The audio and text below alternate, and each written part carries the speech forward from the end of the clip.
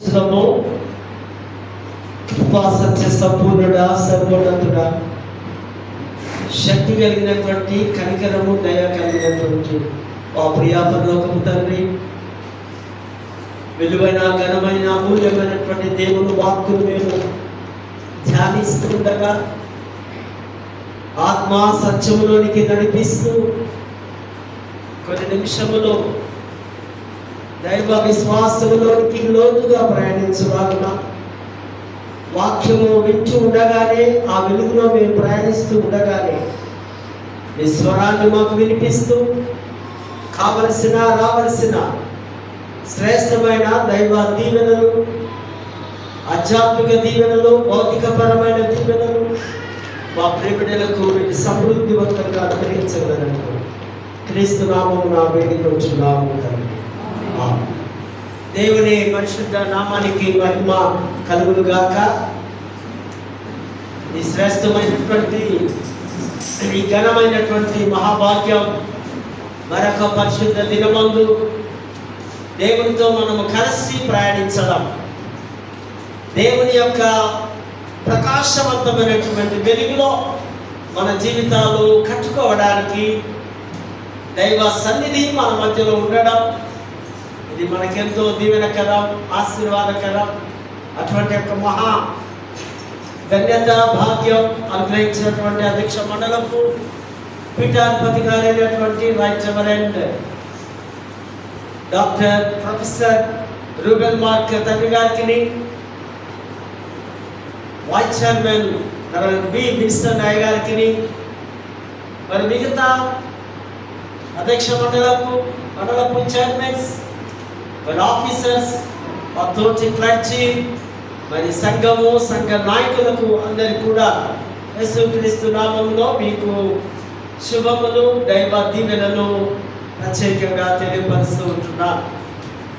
మహాదేవుని కృప మరొక పరిశుద్ధ వారములో మనము సజీవులముగా ఉంటూ సజీవులమైన మనము జీవాధిపతి అయిన యేసును గణపరచడానికి, ఆయనతో కలిసి ప్రయాణించడానికి దేవుడు మనకిచ్చిన గొప్ప భాగ్యాన్ని బట్టి దేవుడికి వందనములు, స్తోత్రములు చెల్లిస్తున్నాం.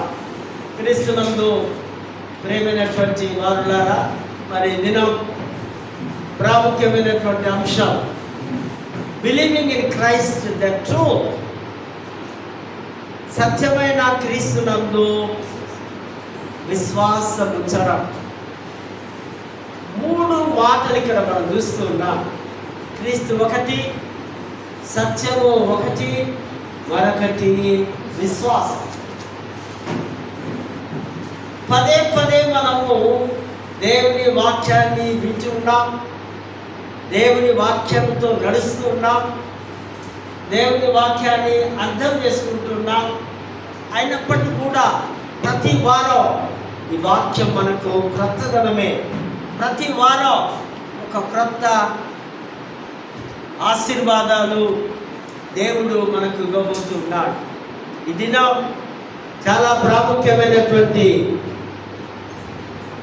ఈ యొక్క ధ్యానాంశము కొన్ని నిమిషాలు మనము ధ్యానం చేద్దాం. మొదటిగా మనం గమనించినట్లయితే విశ్వాసం అనే మాట మానవ జీవితంలో అందరికీ చాలా ప్రాముఖ్యం. విశ్వాసం లేకుండా ఏ పని చేయలేము, విశ్వాసం లేకుండా ఎక్కడికి వెళ్ళలేము, విశ్వాసం లేకుండా సరిగా బ్రతకలేము. కొందరి విశ్వాసం చిన్నబిడ్డలైతే వారి తల్లిదండ్రుల మీద, పెద్దవారు ఉంటే వారి యొక్క ఉద్యోగాల మీద, వారి యొక్క స్టేటస్ మీద, వారి యొక్క అసెట్స్ మీద, వారి యొక్క ఆ పలుకుబడి మీద రకరకాలుగా వారు ఆధారపడుతూ వాటి మీదనే వారు విశ్వాసం ఉంచినట్టుగా ఈ లోకంలో మనము చూస్తున్నాం. బాగా చదువుకున్నవారు, బాగా ఆస్తిపరులు, మాకేం పర్వాలేదు, మాకు ఒక భరోసా, అష్యూరెన్స్ ఉంది, మేము ఏ విధంగా అయినా బ్రతకగలమని వాటి మీద ఆధారపడుతూ ఆ విశ్వాసంతో జీవిస్తున్నట్టుగా మనము చూడగలుగుతున్నాం.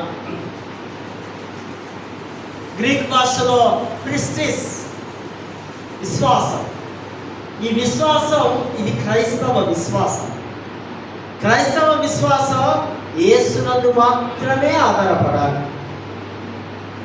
ఆయనే మా సర్వస్వం, ఆయన ద్వారానే మేము ఉనికి కలిగి ఉన్నాం, ఆయనే మా జీవితం అని ఒక బలమైనటువంటి విశ్వాసం యేసు మీద ఆధారపడి ఉండాలి. ఆయన పంపిన తండ్రి అయిన దేవుని మీద ఆధారపడి ఉండాలి. వారి ద్వారానే మేము ఈ లోకంలో జీవిస్తున్నాం, ఉనికి కలిగి ఉన్నామనే సత్యాన్ని మనము అర్థం చేసుకోవలసిన అవసరం ఉంది. అసలు వాట్ ఈస్ ట్రూత్? ట్రూత్ అనగా లేదా ఫెయిత్ అనగా ఏంటి? ఫెయిత్ అనగా దేవుని వాగ్దానాలపై విశ్వాసం ఉంచడం, ట్రస్ట్ అండ్ కాన్ఫిడెంట్. దేవుని వాగ్దానంపై నమ్మకం మరి విశ్వాసం. దేవుని యొక్క వాగ్దానం ఏముంది? నిన్ను తోకలా కాక తనలాగా ఆశీర్వదిస్తా, ఆకాశపు వాకిళ్ళు విప్పి పట్టజాలనంత విస్తారమైనటువంటి దీవెనలు నేను ఇస్తాను, నీ పిల్లలను నీవు సూచించదము. అనేకమైనటువంటి దేవుని వాగ్దానాలు ఉన్నాయి. ఆ వాగ్దానాల మీదనే ఆధారపడాలి. రెండవదిగా ఆధ్యాత్మిక హామీ అండ్ నిశ్చయత, స్పిరిచువల్ అండ్ అష్యూరెన్స్. విశ్వాసము ద్వారా దేవుని ప్రేమ, దేవుని ఉనికి, ఇది మోక్షానికి సంబంధించింది, దేవుని రాజ్యానికి సంబంధించింది. ఇది లోతైన హామీని కలిగి ఉండడాన్ని ఇక్కడ మనము గమనిస్తున్నాం. స్పిరిచువల్ బీమా, అష్యూరెన్స్ దేవుడు మనకు ఈ ఉదయకాల సమయంలో ఇవ్వబోతున్నాడు. మూడవదిగా దేవుని శక్తిపై చురుకైనటువంటి నమ్మకం. దేవుడే సర్వశక్తివంతుడు, ఎల్షద్దాయ్ అంటారు హీబ్రూ భాషలో. Active trust and God's power. దేవుడి శక్తి మీద, ఆయన చురుకుదనం మీద, ఆయన యొక్క ఉనికి మీద మనము ఆధారపడి ఉండాలి. మన కనుక పరిశుద్ధ గ్రంథంలో దేవుని నమ్మిన ఆ గొప్ప విశ్వాసులు, ఆ విశ్వాసంతో దేవుని దగ్గరకు వచ్చిన వారు ఎవరు అంటే హేబేల్. అప్పటికాయకు దేవుని పేరు కూడా తెలియదు. దేవుడు ఉన్నాడు, ఒక శక్తి ఉంది అని విశ్వాస సహితమైన అర్పణలు హేబేలు తీసుకొని వచ్చినాడు. రెండవదిగా విశ్వాసానికి ఆ తండ్రి మనకు తెలుసు అబ్రహామా నువ్వు ఫలానా ప్లేస్కు వెళ్ళు అనగానే ఆయన వెళ్ళడం. వారు మాట్లాడకుండా ఎక్కడికి వెళ్ళాలి, వారు రిసీవ్ చేసుకుంటారా, నా పరిస్థితి ఏంటి అని అనేది. కానీ మాట అనగానే వారు వెళ్ళినట్టుగా, అనగా ఆయన మాట మీద నిశ్చయత కలిగి, వాత్సల్యత కలిగి, ఆయన మీద బలమైనటువంటి నమ్మకంతో వారు ముందుకు సాగినట్టుగా దేవుడి ఆ శక్తిపై చురుకైనటువంటి విశ్వాసం వారికి కలుగు. నాలుగవదిగా విశ్వాస ఆత్మీయ జీవితంకు దృఢమైన పునాది. Faith is the foundation for the soul. ఈ యొక్క పునాది ఉంటేనే భవనాలు కట్టబడతాయి. విశ్వాస జీవితంలో విశ్వాసం ఉండాలి తప్ప, విశ్వాసం లేకుండా నువ్వే మంచి కార్యములు చేసినా, విశ్వాసం లేకుండా నువ్వు గొప్పవాడివైనా, విశ్వాసం లేకుండా అనేకులు పోషించినా అది వ్యర్థమని ఈ యొక్క ఫౌండేషన్ పునాది విశ్వాసం అనే దేవుడి వాక్యాన్ని ఇక్కడ మనము చూస్తుంటున్నాం. విశ్వాసం అనేది విశ్వాస యొక్క ఆత్మకు దృఢమైనటువంటి పునాది. మరి జీవితాల మధ్య ఒక సవాళ్ళుగా మరియు ఆశ స్థిరత్వాన్ని సూచిస్తుంది. విశ్వాసకు ఒక ఆశ ఉంటుంది, ఒక స్థిరత్వం ఉంటుంది. నేను పరలోకానికి నా ప్రభువును దగ్గరికి వెళతాననే ఒక నిరీక్షణ కలిగి, స్థిరత్వం కలిగి ఉంటారన్నది ఈ సత్యాన్ని మనము గమనిస్తూ ఉంటున్నాం. మన నిరీక్షణకు ఆధారము విశ్వాసమే. మనం నిరీక్షిస్తున్నాం, మన హోప్కు ఫెయిత్ ఇంపార్టెన్స్. యేసు ప్రభు రెండవ రాకడ వస్తాడన్నది ఫెయిత్. ఆ ఫెయిత్ మీద ఈ నిరీక్షణ కట్టబడుతూ ఉంది. కనుక భవిష్యత్తులో మనకు కలగబో వాటిని విశ్వాసము ద్వారా కలుగుతూ ఉంది. భవిష్యత్తులో దేవుడు నాకు మంచి ఆరోగ్యం ఇస్తాడు, మంచి జీవితాన్ని ఇస్తాడు, భౌతికపరమైన ఆశీస్సులు ఇస్తాడని నీవు నమ్మినప్పుడు దేవుడు తప్పనిసరిగా ఇవ్వడానికి సిద్ధంగా ఉన్నాడు. విశ్వాసం అనేది ఒక ఆధ్యాత్మిక శక్తి మరియు పునరుద్ధాన భవిష్యత్తులో జరిగే ఒక సంఘటన. నేను కూడా ఈ లోకాన్ని విడిచి ఒకానొక దినం యేసు అనే పునరుద్ధానము చెందగలను. That is faith. మన విశ్వాసం అదే. విశ్వాసం అంటే ఎప్పటికీ నిరంతరము తరతరములు దేవుడితో జీవిస్తాము అన్న సత్యమే విశ్వాసమని దేవుని వాక్యము ఇక్కడ మనకు సెలవిస్తూ ఉంటుంది. విశ్వాసం అనే పునాది మీద మన నిరీక్షణ నిర్మింపబడుతూ ఉంది. ఇదొక పునాది విశ్వాసం, దాని మీద నిరీక్షణ ఒక భవనముగా తప్పనిసరిగా నాకు కలుగుతుంది, నాకు వస్తూ ఉంది, నేను జీవిస్తున్నాను, నేను ప్రభువును కలుసుకుంటానని ఒక నిరీక్షణ కలిగి ఉండాలి. క్రైస్తవ్యానికి ఈ విశ్వాసం తల్లి వేరు లాంటిది, ఒక రూట్స్ లాంటిది.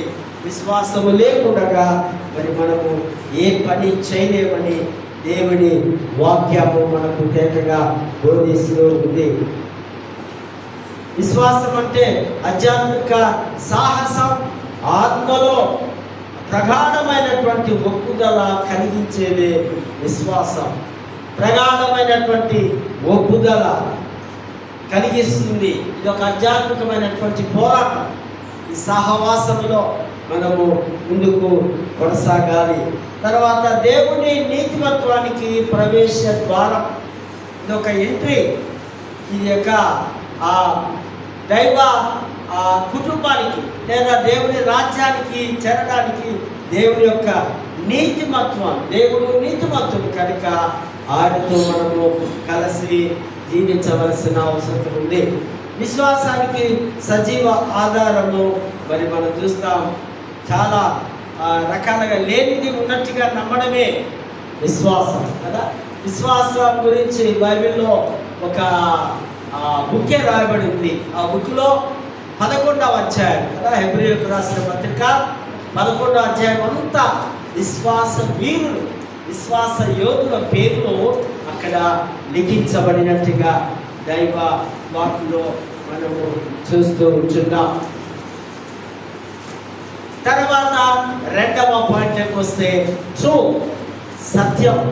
ఈ సత్యం అనే ఈ మాట, ఈ సత్యం అనే ఈ పదం చాలా అద్భుతమైనది.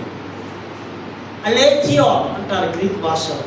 అలేథియో మరి హీబ్రూలో ఎంఎత్. హీబ్రూలో 22 లెటర్స్ ఉంటాయి, వాటికి అచ్చులు ఉండవు. ఆ పలికే విధానం కూడా చాలా కష్టంగా ఉంటుంది. సో కనుక ఎంఎత్ అందులో ఉంది. ఇందులో గ్రీకులో అలేథియో.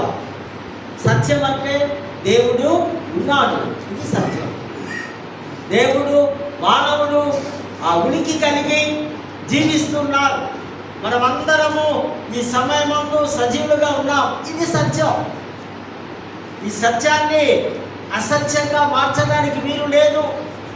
చూసిన వారు పలానా టైంలో వారు అక్కడ కూర్చొని ఉన్నారు, అది సత్యం. దేవుడు సర్వాంతరామి. దేవుడు ఈ సమయంలో జగదిగుట్ట సిఎస్ఎంఎస్ని చర్చిలో ఉన్నాడు. ఇదే సమయంలో అమెరికా వాషింగ్టన్ ఆ సెయింట్ మేరీ చర్చిలో కూడా దేవుడు ఉన్నాడు, ఇది కూడా సత్యమే. మనం ఇక్కడ ఉన్న సత్యం, మనము అమెరికాలో ఉన్నాము అన్నది అసత్యం. కానీ దేవుడు మాత్రం సర్వాంతరామి, అంతటా అందరి లోపల ఉన్నవాడే దేవుడు అని మనము పిలుస్తూ ఉంటున్నాం. అందుకనే ఆయనకు ఒక పేరు కూడా ఉంది. యోహాను సువార్త 1వ అధ్యాయం 14వ వచనంలో ఆయన కృపా సత్య సంపూర్ణుడిగా. కృప ఉంది ఆయనలో. ఒక సైడ్ ఏమో గ్రేస్ ఉంది, మరొక సైడ్ ఏమో ట్రూత్ ఉంది. ఆయన ఒక గుడారము, ఒక శరీరము ధరించుకొని మన మధ్యలోకి వచ్చి ఉన్నాడనే సత్యాన్ని ఇక్కడ మనము చూస్తుంటాం. సత్యం అంటే బయలుపరచబడేది. సత్యం అంటే దాచిపెట్టేది కాదు. సత్యం అంటే కనిపిస్తూ ఉన్నది. సత్యం అంటే జీవము కలిగి ఉన్నది. వీటిని సత్యాలుగా మనము గుర్తిస్తూ ఉంటున్నాం. ఇది ఒక వాస్తవం.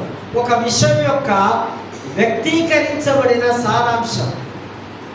ఏదైనా ఒక విషయం ఉంటే ఆ విషయాన్ని తెలియపరచడం, ఇది ఒక సారాంశం. సత్యం అనేది నీతివంతమైన ఒక పునాది లాంటిది. ఒక ట్రీ ఉంది, ఆ ట్రీ కొంతకాలానికి ఒక సీడ్ వేస్తుంది, మొలకెత్తడం సత్యం కదా.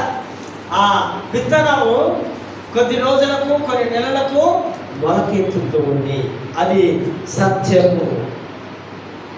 మనం కూడా ఉనికి కలిగి ఉన్నామని సత్యం. సత్యం అనే మాట సత్ అనే సంస్కృతి ధాతు నుంచి వచ్చింది. సత్ అనే పదంలో నుంచి సత్యము. యేసు ప్రభువు అన్నాడు, ఐ యామ్ ద ట్రూత్. ఎవరన్నా అన్నారా బైబిల్లో? మరి ఎక్కడ ఎవరు కూడా అనే మాట నేనే సత్యవంతుడని. ఇది ఒక వ్యక్తిలోని ఒక నైతిక లక్షణాలను సూచిస్తుంది. ఇది మార్పు లేని గుణం. క్రైస్తవ విశ్వాసం సత్యం మీద కట్టబడిన పునాదిగా ఉండాలి. క్రైస్తవులు విశ్వసించాల్సింది ఏంటంటే మీ యొక్క జీవితాలన్నీ కూడా సత్యం మీద కట్టబడే ఆ పునాదిగా ఉండాలని వాక్యము సెలవిస్తుంది. సత్యం అనేది దేవుని గుణగణాల్లో ఒకటి. 10:10 కూడా చూస్తాం. దేవుడే సత్యవంతుడు.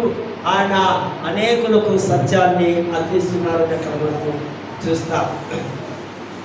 సత్యవంతమైన ఉద్దేశాలతో దేవునికి విధేయత మనము చూపాలి. ఈ సత్యవంతుడు, ఈ గుణవంతుడు, ఈ మంచివాడు, వారి యొక్క గుణగణాలన్నీ కూడా ఒక ప్రత్యేకముగా ఉంటాయి. దేవుని వాగ్దానాలపై నమ్మకం ఉంచడమే సత్యానికి ఒక స్పందన. సత్యం అనే గట్టి ఆ పునాదిపై సంఘము నిలిచి ఉంటుంది. కనుక అపోస్తలుడైన పౌలు కూడా రాస్తారు కదా, సత్యం అనే దట్టి మీ నడుముకు మీరు కట్టుకోండి. Truth is belt. ఆ బెల్ట్ మీరు పడిపోకుండా, వంగిపోకుండా మీకు స్థిరస్థాన్ని ఇస్తుంది. ఆ సత్యం అనే యేసును మనము ధరించుకోవాలని భక్తులు రాస్తూ ఉంటున్నారు. ఒక చిన్న మనకు అర్థమైనట్టు ఒక మాట చెప్తాను. ఒక వ్యక్తి, ఒక రంగయ్య అనేటువంటి వ్యక్తి ఒక సంతలో ఒక చిన్న మేకపిల్లను, బహుశా మనం వినే ఉంటాం, చాలామంది చెప్పి ఉంటారు. అగైన్ మళ్ళీ చెప్దాం. ఆ సంతలో ఒక చిన్న మేకపిల్లను పెట్టుకొని భుజం మీద పెట్టుకొని ఉంటే ఒక ప్లాన్ చేస్తున్నారు. ఒక ముగ్గురి పోకిరి అటువంటి వారు, పోకిరి లేదా మోసం చేసేవారు, అతను అన్యాయం చేయాలని ముగ్గురు మాట్లాడుకొని ఒక్కొక్కడు ఒక్కొక్క ప్లేస్లో ఉండి ఫస్ట్ వాడు అంటున్నాడా, రంగయ్య నమస్కారం, బాగున్నారే? చాలా బాగుంది. ఎక్కడ కొన్నావు అంటే సంతరంగా, చాలా బాగుందయ్యా నీ కుక్క, చాలా క్యూట్గా ఉందంటే ఈయన పరిశ్రమ అయిపోతే, కుక్క అంటున్నాడే నేను మేకప్ కొట్టే కుక్క అన్నాడని సర్లే అనుకుంటా ఆయన వెళ్ళిపోతూ ఉంటాడు. ఇంకా కొంచెం దూరం పోగానే ఇంకొకటి వచ్చి మిస్ చేసి, రంగయ్య చాలా బాగుంది, మాకు ఇస్తావా, ఒక 100 రూపాయలు ఇస్తా, ఇంత చక్కగా అందంగా ఉంది, ఎక్కడ కొన్నావు అంటే పలానా సంతలో కొన్నాను, చాలా అందంగా కనిపిస్తుంది, అక్కడ మంచి కలర్ ఉందయ్యా నీ కుక్కకు అని మళ్ళీ అన్నాడంట. అప్పుడు వీడికి కోపం వస్తుంది. బాగా చూస్తూ ఉన్నాడు, ఇదేంటి కుక్క కాదు కదా, మేకప్గానే కొన్నాను, ఒక 600 పెట్టి కొన్నాను, వీడి ఇదే అంటాడు అంటూ చాలా బాధగా వస్తూ ఉంటే మనకు సరే రంగయ్య, అరే దాని ఎందుకు నీ భుజాల మీద వేసుకున్నావు, అది ఎంత గట్టిగా ఉంటుంది, దాని గుణం తెలవదానికి ఆ కుక్కను భుజం మీద వేసుకుంటావు అంటూ హేళన చేస్తూ ఉంటే అది కోపం వచ్చి, ఇది నిజంగానే కుక్కలాగానే ఉందని ఆ మేకపిల్లల కింద పడేసి వెళ్ళిపోయాడట. తర్వాత ముగ్గురు స్నేహితులు దాన్ని తీసుకొని మంచిగా ఏం చేస్తున్నారు, కోసి నామత్తు చేసి. అంటే దుష్టలోకంలో ఒక సత్యాన్ని అసత్యముగా మార్చడానికి కూడా అనేకులు ప్రయత్నము చేస్తూ ఉన్నట్టుగా మనము చూస్తూ ఉంటున్నాం. ఈ యొక్క ఫెయిత్, ఈ యొక్క ట్రూత్ను మనము పరిశీలన చేసినట్లయితే ఈ విధంగా అనేక రకాల భావాలు ఇక్కడ మనం చూస్తూ ఉంటున్నాం. Truth is a universal, truth is a not a hidden. ఇది విశ్వమంతటికి ప్రవహిస్తున్నటువంటిది, ఇది దాచబడినది కాదు. సత్యము ఎప్పుడు దాచబడదు, సత్యం ఎప్పుడు మునిగిపోదు, సత్యము ఎప్పుడు నీటి మీదనే ఉంటుంది. సత్యానికి మరణము లేదు, సత్యానికి ఓటము లేదు అని ఇక్కడ రాస్తుంటున్నాం. And truth is a foundation of any spiritual life. ఆధ్యాత్మిక జీవితాలకు ఇది ఒక ఆధారమైనది. దీని మీదనే కట్టబడాలి. క్రైస్తవ జీవితం అంతా సత్యం మీదనే ఆధారపడి ఉండాలని దేవుని వాక్యము ఇక్కడ మనకు సెలవిస్తుంది. ప్లేటో అనే గ్రీకు తత్వవేత్త బీసీ క్రీస్తు పూర్వం ఆయన ఒక అద్భుతమైన మాట అంటాడు, truth is a basic of every truthing both in heaven and hell. ఇది ఈ యొక్క సత్యం అనేది రెండు మార్గాల్లో, మరి పరలోకంలో మరి నరకంలో కూడా ఇది తిరుగుతూ ఉంటుంది. ఈ రెండింటి ఇది తప్పనిసరిగా ఉంది అని తత్వవేత్త గారు మాటలు ఇక్కడ మనం చూస్తున్నాం. చదవబడినటువంటి లెసన్స్లోకి మనం వెళ్ళినట్లయితే నిర్గమాకాండం 34 మొదటి నుంచి కొన్ని వచనాలు చూసినట్లయితే దేవుడు ఇశ్రాయేలు ప్రజలతో తన నిబంధనను పునరుద్ధరించుకుంటా రెండవసారి ఒక నిబంధన చేసుకోవడం. 32వ అధ్యాయంలో మొదటిసారి దేవుడు చేతి రాతతో ఇశ్రాయేలు ప్రజలు జీవించే విధానం, ఒక చట్టాన్ని, 10 ఆజ్ఞలు, కాన్స్టిట్యూషన్ ఇచ్చారు. భారత రాజ్యాంగానికి కాన్స్టిట్యూషన్ ఉంది, చర్చ్ ఆఫ్ సౌత్ ఇండియాకు కాన్స్టిట్యూషన్ ఉంది. దాని ప్రకారమే రేపు మనము ఎలక్షన్స్ కానీ, లేదా ఆరాధన క్రమాలు కానీ, లేదా ప్రసంగాలు కానీ, లేదా లైఫ్ స్టైల్ కానీ ఈ కాన్స్టిట్యూషన్ లాగానే మనము చేయాలి. మనం ఇష్టం వచ్చినట్టుగా ఎలా పడితే అలా వర్షిప్స్ కూడా చేయడానికి వీలు లేదు. ఇదొక చట్టం. ఈ చట్టాన్ని దేవుడు మోషే చేతిలో సినాకొండ మీద పెడితే ఆయన తీసుకొని వచ్చినప్పుడు అక్కడ 32వ అధ్యాయంలో మనం చూస్తాం. అహరోను అక్కడున్నటువంటి ఇశ్రాయేలు ప్రజలందరూ ఏం చేస్తున్నారంట, ఒక బంగారు దూడను తీసుకొని తింటూ తాగుతూ దావతులు చేసుకొని డ్యాన్స్ చేస్తూ దేవుణ్ణి అవమానపరుస్తూ విగ్రహారాధన చేస్తూ ఉంటే ఎవరికి వచ్చింది కోపం? మోషేకు వచ్చి ఏం చేస్తుంది ఆయన? ఆ 2 రాతి పలకలను పక్కలబట్టు. చాలా తీవ్రమైన కోపం. యాక్చువల్గా కోపం ఎవరికి రావాలి? దేవునికి రావాలి. కానీ ఈ కోపం మోషేకు వచ్చింది. మోషేకు దేవుడు మళ్ళీ సరే బాబు నువ్వే రాయి, సినాకొండకు వచ్చే 40 దినములు ఉపవాసం ఉండి రాయి. ఇదిగో వారి యొక్క జీవిత విధానాలు ఈ విధంగా ఉన్నాయి. 2 పలకలు పగలగొట్టి మోషే చెప్తున్నాడు. ఆ రోజున దేవుని స్వభావము ప్రత్యేకించబడినది. దేవుని స్వభావము ప్రేమ కలిగినది. ఇక్కడ యెహోవా యొక్క మాట నేమ్ యావే, హీబ్రూ భాష. యావే అనగా దేవుని యొక్క నామం, ఆయన వ్యక్తిత్వం, ఆయన ప్రేమ, ఆయన శుద్ధీకరణ, ఆయన కనికరము, ఆయన దయ. చూడండి, యావేలో మనకు ఎన్నో కనిపిస్తున్నాయి. దేవుని యొక్క అంతరంగిక స్వభావాన్ని బయలుపరుస్తూ ఉంది ఈ పేరు, ఈ యావే. యెహోవా యొక్క సత్యము, పరిశుద్ధత, ఆయన యొక్క స్వభావము, ఆయన న్యాయము, కనికరము మిళితమైనాయి ఆ పేరులో. కనుకనే యావే అని పిలవడము, యెహోవా అని తెలుగులో ఆ తర్జుమా చేయడము జరుగుతుంది. జాలి, దయా, క్షమాగుణం కలిగిన దేవుడు. కానీ ఆ దేవుణ్ణి తిరస్కరిస్తే 3-4 తరముల వరకు దేవుడి యొక్క శిక్ష నీ మీదికి ఉంటుంది. దేవుడు ఎంత కనికరం గలవాడో, ఆయనను నీవు తిరస్కరిస్తే, ఆయన మాటకు లోబడకపోతే 3-4 తరములు నీ పిల్లల వరకు కూడా శిక్ష, శాపము వస్తుందని ఇక్కడ లేఖన భాగాల్లో చూస్తూ ఉంటున్నాం. 7వ వచనములో తండ్రుల దోషము కుమారుల మీదికి, తల్లిదండ్రుల యొక్క పాపము బిడ్డల మీదికి కదా. దావీదు పాపం చేస్తున్నాడు ఒక సందర్భంలో. తర్వాత ఆ పాపం, ఆ శాపం ఎవరి మీదకి వచ్చింది? కుమారుడు కుటుంబం. దేవుడు ఎవరిని విడిచిపెట్టాడు? దేవుడికి అందరూ ఒకటే.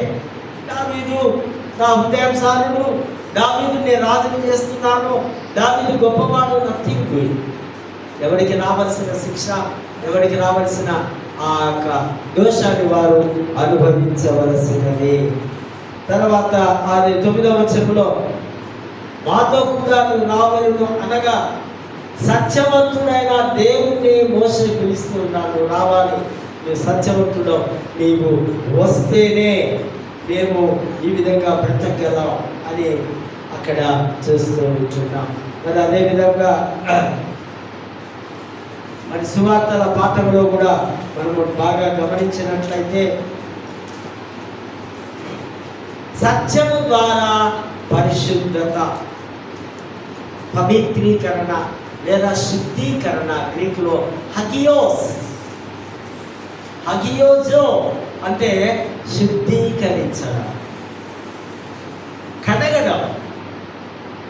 ఏదైనా మలినమైన వస్తువులను మనము కొన్ని పదార్థములతో వాటిని శుద్ధీకరిస్తున్నట్టుగా, ఒక పాపి పరిశుద్ధుడు కావాలంటే క్రీస్తు రక్తం అవసరమైంది. క్రీస్తు రక్తము ద్వారానే శుద్ధీకరణ జరుగుతున్నట్టుగా వాక్య భాగాన్ని చూస్తున్నాం. శిష్యుల కొరకు యేసుక్రీస్తు వారు చేసిన ఇక్కడ ఈ ప్రార్థనలో మనము చూస్తే ఆలోచనలు, వారు నీ వాక్యములు గైకొని ఉన్నారు. వారు అంటే శిష్యులు గైకొని ఉన్నారు కనుక దేవుని ప్రజలు వారి ఇహలోక వాంఛలకు దూరమై వాక్యానుసారముగా ఆయన బోధనను అంగీకరించిన వారికి ఇది వర్తిస్తూ ఉంది.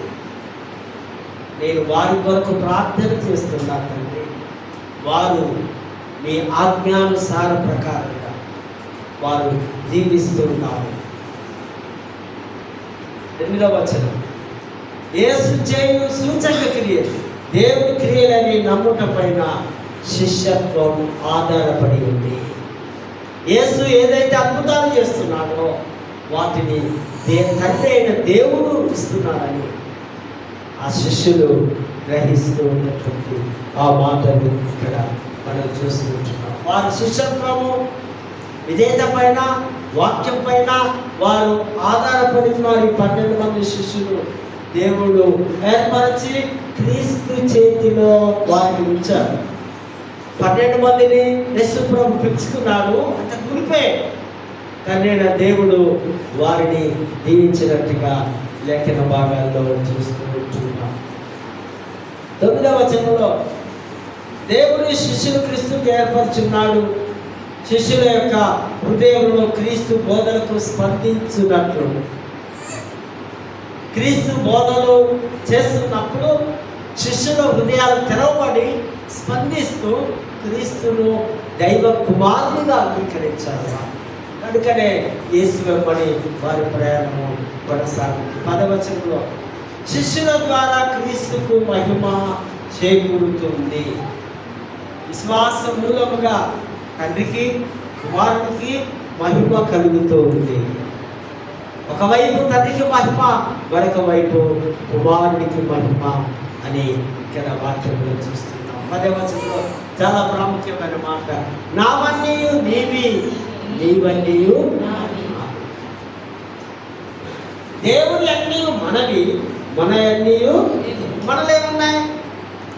మనలో మంచితనం ఉండాలి, మనలో ప్రేమ ఉండాలి, మనలో విశ్వాసం ఉండాలి కదా, మనలో దయ ఉండాలి. ఇవన్నీ దేవుడికి ఇచ్చేయాలి. దేవుడి నుంచి మనమేం తీసుకోవాలి? దేవుడి నుంచి పాప క్షమాపణ, సరికొత్త జీవితం, ఆధ్యాత్మిక ఆశీర్వాదాలతో పాటు భౌతికపరమైన ఆశీర్వాదం, ఆరోగ్యము, మంచి ఆహారము, ఆ మంచి ఐశ్వర్యము, మంచి హోదా, మన ఉన్నవన్నీ దేవుడికి ఇస్తే తర్వాత దేవుడి అన్నీ మనకి దేవుడు ఇవ్వడం స్టార్ట్ చేశాడనుకో, నువ్వు బతుకుంటావా? ఆకాశము వాకిలు విప్పిండనుకో, నువ్వు నీ ఇంట్లో సమకూర్చుకోగలవా? దేవుడి దీవెనలు పట్టజాలంత విస్తారమైన దీవెనలు దేవుడు ఇస్తాడు. మనకున్నవన్నీ ఎవరికి వారంట? దేవుడికి ఇవ్వాలి. చాలా అద్భుతంగా యోహాను భక్తుడు రాస్తున్నారు, క్రీస్తు మాట్లాడుతున్నారు, నావన్నీ నీవి, నీవన్నీ మావి. కనుక మనము వారికి ఇవ్వవలసిన అవసరత ఉంది. 17-19 వచనంలో ప్రధాన యాజకుని యొక్క ప్రార్థన చేస్తున్నాడు యేసు. హై ప్రీస్ట్లీ ప్రేయర్, ఈ ప్రార్థన పేరు 2వ భాగంలో ఇక్కడ మనము ఆ పేరు పెట్టచ్చు. శిష్యుల కొరకు చేసిన 2వ విన్నపం ప్రతిష్టత, పవిత్రీకరణ. వారిని మీ నామమందు నీ పేరిట ప్రతిష్ఠించడం. ప్రతిష్ఠించడం అంటే ప్రత్యేకపరచడం. ఒక వివాహంలో ప్రత్యేకమైన వ్యక్తులు ఎవరు? వధువు, వరుడు. మిగతా వారందరూ ఆర్డినరీ. వారికి పెద్ద స్పెషల్ ఫొటోస్ కానీ ఆ వీడియోస్ కానీ మన సమయంలో తీస్తారా? తీయరు. కారణం వారు ప్రత్యేకించబడ్డారు. ఇంకా వారి వెనక అయ్యగారు ఉంటారు కనుక ఫోటోలు పడతారేమో అని ప్రత్యేకంగా ఏమి అయ్యగారు కూడా.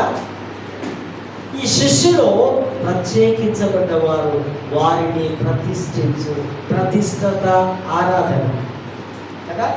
ఆయగారు ట్రైనింగ్ ముగించుకున్నాక వేదాంత విద్య అయిపోయిన తర్వాత మన కేథడ్రల్లో మన యొక్క బిషప్ గారి ద్వారా వారికి ప్రతిష్టత, ఆరాధనలు చేసినట్టుగా మనం చూసి, ఇది మత కర్మల కోసం వేరు చేయడం అని అర్థం. ప్రతిష్ఠించడం పాత నిబంధనలో మత కర్మ కాండాల ఆచారాలకు ఒక ప్రత్యేకత ఉంది.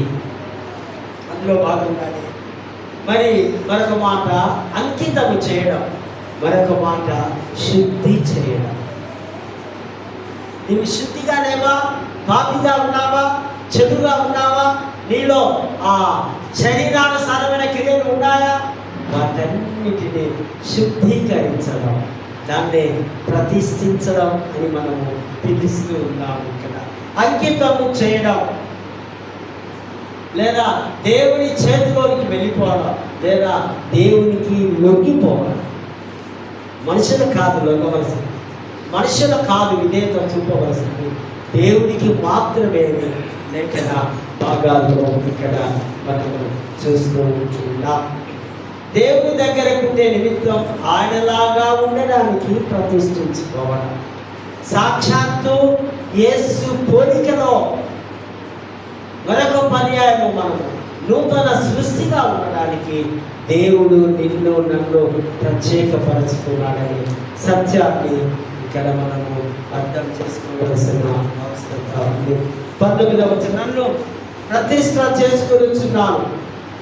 యేసు తనకు తానుగా ప్రతిష్ఠించుకోవడం కారణం ఏంటంటే రాబోయే దినాల్లో యేసు తన మరణము కొరకు ప్రతిష్ఠించుకోవాలి, తన సిలువ యాగము కొరకు ప్రతిష్ఠించుకోవాలి, సిలువ శ్రమల కొరకు ప్రతిష్ఠించుకోవాలి. నాకు నేనుగా నా ముందు నాకు కనిపిస్తుంది నా మరణం, నేను ఈ లోకం నుంచి వేరైపోతున్నానని యేసు తనకు తానుగా ప్రతిష్ఠత, ఆరాధన ఇక్కడ మనం చూస్తున్నాం. శిష్యులు పాపపు ప్రపంచానికి దూరమై దేవుని కొరకు ప్రతిష్ఠ కావాలని వారిని కూడా ప్రతిష్ఠిస్తున్నాడు. బాబు, ఈ పాపపు లోకం, ఈ దుర్మార్గపు లోకం నుంచి నీవు ప్రత్యేకించబడాలి. నీకొక ప్రత్యేకత నా ద్వారా వస్తూ ఉండేది ఇక్కడ చూస్తున్నాం. దేవుడు విశ్వాసను ప్రత్యేకపరిచేందుకు దేవుడు వాడే సాధన సత్యం. కనుక మన యొక్క ఆ వేదాంతాల్లో కూడా మన పూర్వీకులు రాస్తున్నటువంటి మాటలు ఇక్కడ మనం ఒకసారి జ్ఞాపకం.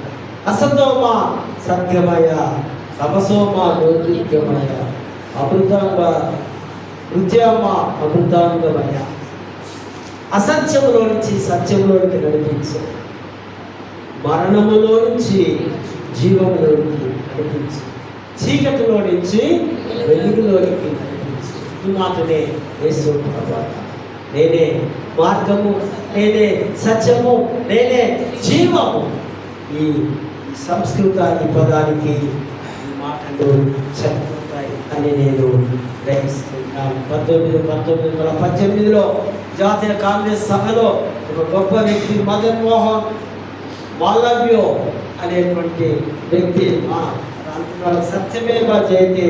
సంస్కృత భాషలో సత్యమే జయము, జయము ఎక్కడో లేదు, సత్యములోనే ఉంది.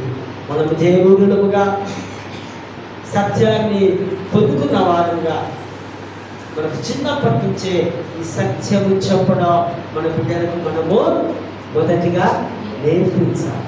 గ్రామాల్లో ఈ మాట కష్టమవుతుంది, ఎందుకంటే బయట వాడు తిరుగుతూ ఉంటాడు, స్కూల్లో ఉంటారు. సో సరైన సంస్కృతి లేక ఒకవేళ ఆ వేరే పదాలు నేర్చుకోవడానికి అవకాశం ఉండేవి. కానీ పట్టణ నివాసులకు మాత్రం చిన్నప్పటి నుంచే సత్యము చెప్పడము మనము ట్రైనింగ్ ఇవ్వాలి, వారికి నేర్పించాలి. ఒక మాట చెప్పి నేను ముగిస్తాను. ఒక వ్యక్తి బహుశా బాకీ ఉన్నాడేమో, పైసలు ఇవ్వాలేమో వేరే వ్యక్తికి చెప్తున్నాడు. తండ్రి కుమారుడితో 10 years బాబుకు, బిడ్డ ఒక అంకుల్ ఫోన్ చేస్తాడు, డాడీ లేడని చెప్పు అని అన్నట్టుగానే 2 నిమిషాల తర్వాత ఫోన్ వచ్చింది. ఫోన్ రాగానే వాడు చిన్నవాడు కదా, వాడికి తెలియదు. రే డాడీని బిల్లు అడిగితానంటే, మా డాడీ లేడని చెప్పమన్నాడు అంకుల్ అని ఉన్నట్టుగానే చిన్న బిడ్డ చెప్పి ఉన్నాడు. వాడికి తెలియదు అసత్యము సత్యము అన్నది.